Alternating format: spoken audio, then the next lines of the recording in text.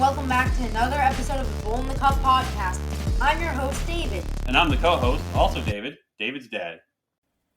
All right, welcome everybody. We've got a really exciting episode today. We are going to talk about what is supply and demand, and we're going to draw an analogy to show what does Pokemon cards have to do with the price of vehicles.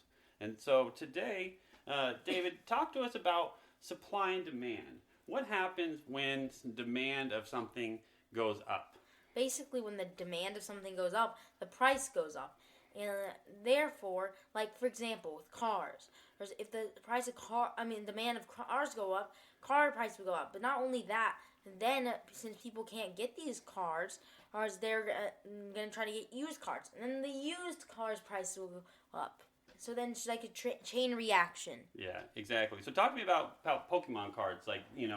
Let's talk about Pokemon cards for a minute with supply and demand. Right? There's been a huge demand in Pokemon cards lately. We waited outside for hours at GameStop to try to get some Pokemon cards. Everybody's obsessed with it. And so what's going on as the demand of Pokemon cards increases, what's happening to price, as you say? Basically, yeah, that's just like what we were talking about. When the demand of Pokemon cards go up, the price goes up.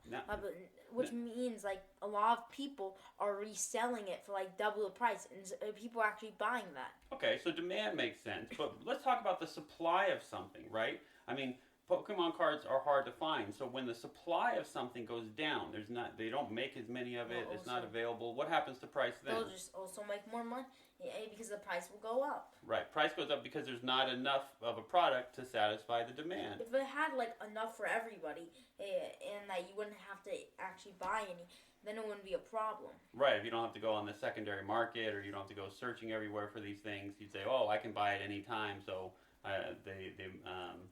the price is going to stay low. But as you have less of something, price goes up. Okay, so that's Pokemon cards. So the reason we brought this up today is because we see in the news this week, this big hot topic again is tariffs, but tariffs specifically to auto vehicle manufacturers. And Trump has said, and we're going to hear more news this week about it as the details come out, but he said that any vehicles not made in the United States are going to be hit with a 25% tariff. Okay, so let's see what companies, let's talk about some companies that aren't going to be impacted as much with this because their vehicles are made here in the United States. Well, this is actually going to be impacted. They're still going to be impacted a lot, just in the opposite way. This will help them since their competition will actually go down. And those two companies are mainly just Rivian and then Tesla.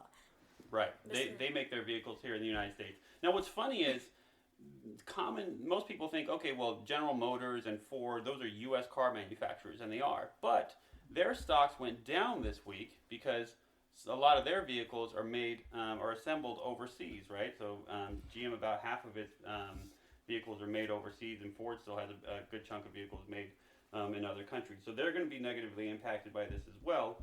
And so what happens, you were talking about this earlier, David, as these tariffs are hitting these auto manufacturers, and of course in turn they're expecting the price of new vehicles to go up. So as the price of new vehicles goes up and people can't afford new vehicles, what are people going to buy? Like I was saying before, when they can't buy new vehicles, they'll go to used cars, and then the used cars market will also go up, and those will also be limited. Right, just like you said earlier, as more people, bigger demand, more people want to buy used cars, the price will go up. Now let's take it a step further, right? As the people are buying less new vehicles, right? So manufacturers will in turn make less new vehicles, right? Or sell less new vehicles.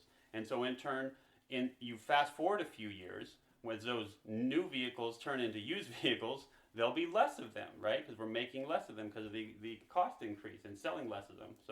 So what happens to the used car market in a few years as the supply of the used car market comes down? It will go up. The price will go up, right? So you can see now how there's an immediate effect on prices from supply and demand, and a long-term effect on prices, supply and demand. This is a bit off topic, but I actually had a project like this in my science class. So this is kind of like a food chain, and if one thing is taken out, how it will cause a chain reaction. Some of the things will take like a year or two to be affected, but many of these things will be affected by the change. That's a great point on the food chain. I forgot if you remember the example from class. What was the common food item that in the food chain that if that food item died, then the rest of the animals suffered? It would be kelp, but it's not just for food item. It's the fact that people like a lot of animals hide in kelp. A lot of animals' homes are in kelp. Like, it's not just about food. So when the kelp supply went down, the otter supply went down. Then these other animals that live in there also go down. Animals that eat kelp go down. Like, all of these are just like a chain reaction. All right, so I love it. I love the chain reaction. So we've tied in today Pokemon cards with used car sales and with the food chain and frogs and kelp. I love it. So everything's all interconnected in this world. All right, let's move on to our game. We'll talk about this more next week because I think April 2nd, Trump's supposed to announce some more details on the auto tariff, so we'll see how that's impacted.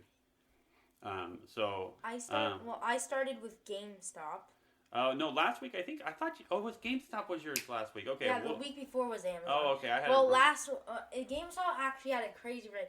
First on the second day of the week, I believe. Not second day of the week. Second day of the trading week, GameStop went up by like 17%. Oh wow! And then it took a nosedive, around like 23%, and then it took another bit up and then a bit down.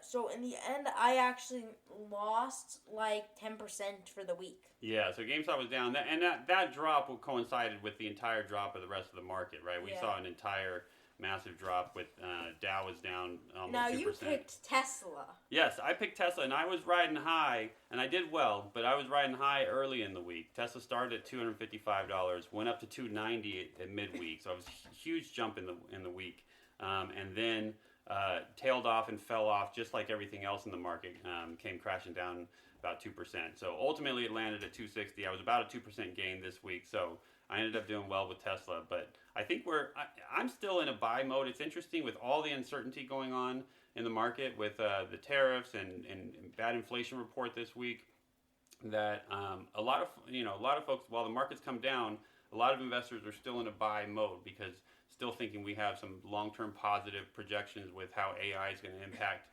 revenue for companies. So I'm still in a buy mode with Tesla. I think it's still in a favorable spot in the government.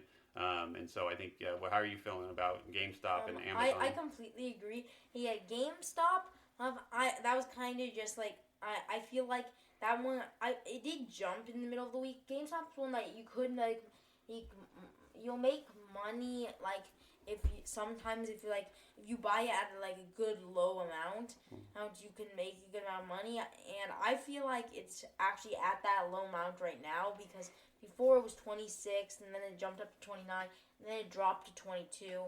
Without Roaring Kitty really selling it can't get much lower than that because like the percentage that Roaring Kitty owns.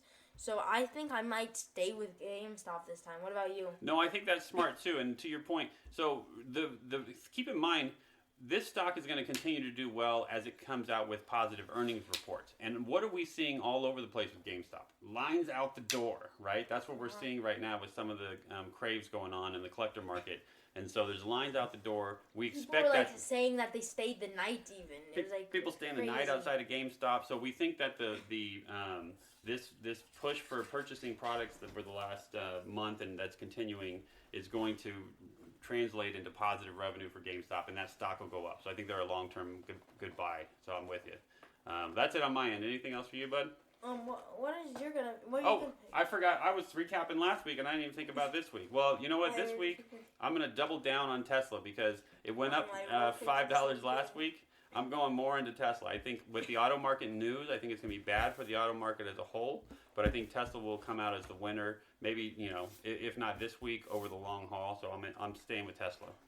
Okay, that's a good choice. Well, if you remember, if you ever have any stock ideas, put them in the comments, and we'll see you in the next one. Is that all you have? That's it. Thanks, everybody. Thanks. Bye.